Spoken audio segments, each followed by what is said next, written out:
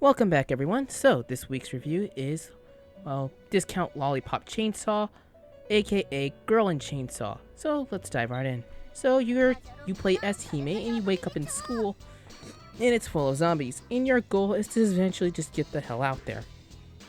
You traverse the school, finding whatever the hell you need to progress.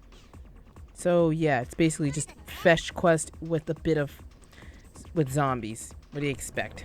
The presentation is, well, mostly the same levels. It actually feels like a Japanese kind of school, so it honestly succeeded in that department. The gameplay is just outright repetitive, like legit.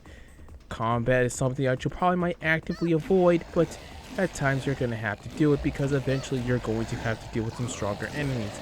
But once again, it's best to just avoid these kinds of enemies at all times. You have radios just to distract them so that way you won't have to deal with them. You don't really gain much in terms of anything by killing them. It would have been nice to have some kind of incentives on to kill said zombies, but they didn't really think about it. You traverse each room and you can find some useful items such as healing items and clothes to restore your stuff. However, like I said, the gameplay is just repetitive and it's just an overall just fetch quest simulator. The CGs actually do look kind of nice, and so I'll give him that, but the gameplay is what matters in these kinds of games, and the bosses are fucking frustrating as hell. In fact, I think I can fix this. So it's time for the long awaited segment that no one asked for ever since I did Black Star. Please welcome MR.OverLord Fixes. Okay, firstly, let's not give these bosses invincibility shields for crying out loud. I understand you want the player to actually use their heads, but actually have bosses designed this way. Like for example, the second boss here that I was able to find, I was thinking that you can either use the spore-like things as landmines, so that way you could properly trick them into landing on them. But no, you just hack away at it.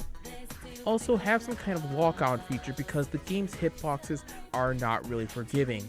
Actually no, just make the hitboxes just forgiving in general. And now for the actual combat with Hime's chainsaw. Firstly, let's actually add a bit of a tap button. So you tap Y, which is the heavy attack, you do let's say an overhead swing. Then you tap X again and you'll do like a spin attack type of deal. Like a 180. Then you press Y again and you do some kind of somersault attack.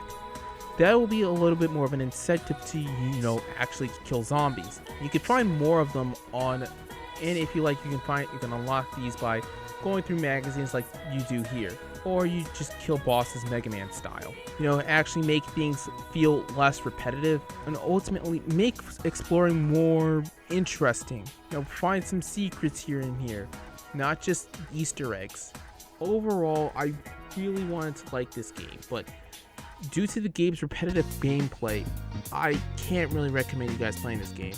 Some of the bosses can easily mess you up, and yeah, like I said, the hitboxes are not really that good. So if you can, steer clear of this game, or if you're able to find a cheat system that unlocks all the CGs, then yeah, go on your merry way.